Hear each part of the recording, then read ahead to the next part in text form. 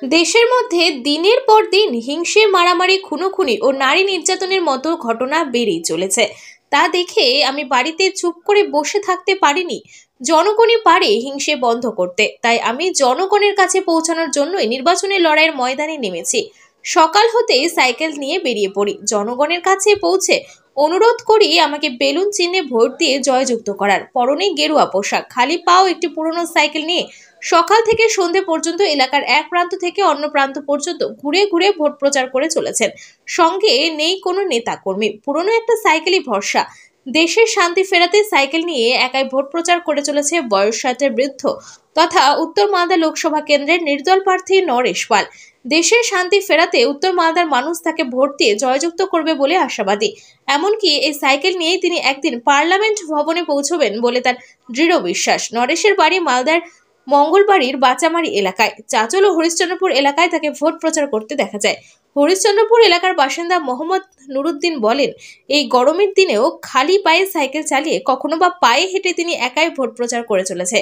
তাই দেখে অবাক এলাকার সাধারণ মানুষ। কি নাম আপনার? আমার নাম নরেশ পাল। কোথা থেকে? মালদা কেন্দ্র থেকে আমি দাঁড়িয়েছি। বেলুন চিহ্নে আমাকে ভোট দিবেন। আপনি মনে হচ্ছে যে আপনাকে মানে পাবলিক ভোট দেবে? হ্যাঁ, আমি এখানে পাবলিসিটি করে বুঝতে পারছি, সারা পাচ্ছি। অবশ্যই আমি ভোটে জয়লাভ করব। আপনি প্রচার কখন কখন করছেন? আমি সকালে বেরিয়ে যাই, সারাদিনই আমি প্রচার করি। এই সাইকেল নিয়ে দেখছি আপনাকে এত রৌদ্রের মধ্যে প্রচার করছেন আপনি। হ্যাঁ, বলতে কষ্ট না করলে ভোট পাওয়া যাবে না। জনগণের কাছে যেতে হবে। কি সাড়া পাচ্ছেন আপনি? হ্যাঁ, আমি ভালো সাড়া পাচ্ছি। কি বলছে সাধারণ মানুষ আপনাকে? সাধারণ মানুষ বলছে যে আমরা একজন গরিব মানুষকে চাই। কি করে ইচ্ছা হলো আপনার এই ভোটে দাঁড়ানো? দেখুন, দেশে যা অশান্তি চলছে, শান্তি ফেরাতে পারে জনগণই, আবার অশান্তি করতে পারে জনগণই। তাই শান্তি ফেরানোর জন্য আমাকে বেলুন চিহ্নে ভোট দিয়ে শান্তিটা বজায় রাখুন। আমাদের তো এবারে তৃতীয়বারের জন্য প্রধানমন্ত্রী দেশে মোদি হচ্ছে। সেটা তো আমি তো বলছি আমি প্রধানমন্ত্রী হব, কিন্তু কাজের কাজ ভোট। কিন্তু মোদি কি ভালো আমাদের দেশের জন্য? কি মোদি ভালো প্রধানমন্ত্রী না? জনগণ বিচার করবে সেটা। আপনার কি মনে হয়? আমি তো বলছি, যার যখন সময় শেষ হয় তখন অনেক কিছু বলা যায়, তাই না? তো দেশ কি ডেভেলপের উপর দিকে?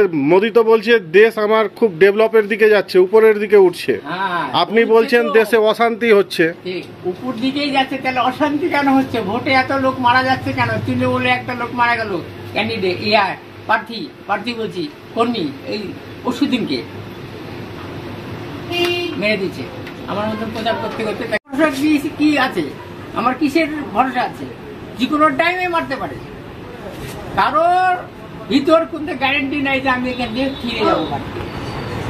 ভোট পেয়ে জিতলে আপনি কি করতে চাইছেন? কি একটাই কাজ হবে, দেশের শান্তি বজায় রাখতে হবে, শান্তিতে সবাই বাস করতে হবে, শান্তি নিয়ে সবাই চলাফেরা করতে হবে। অশান্তি করলে দেশে থাকা যাবে না। আপনি গেরুয়া বস্ত্র ধারণ করে আছেন, আর এইদিকে আমাদের দেশের প্রধানমন্ত্রী বলছে হিন্দু রাষ্ট্র বানাবো।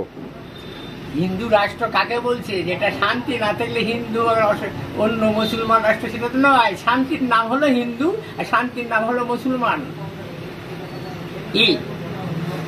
তো দেশটা কি হিন্দু রাষ্ট্র বানালে শান্তি হয়ে যাবে? কি করে আপনি হিন্দু রাষ্ট্র বানাবে? শান্তি নাই, যে আমি অশান্তিতে বাস করছি। হিন্দু রাষ্ট্র কাকে বলে? শান্তি যখন হবে তখন সব রাষ্ট্র তখন বর্ণিত হয়, গণ্য দেওয়া হয়। অশান্তিতে শান্তি আসে না।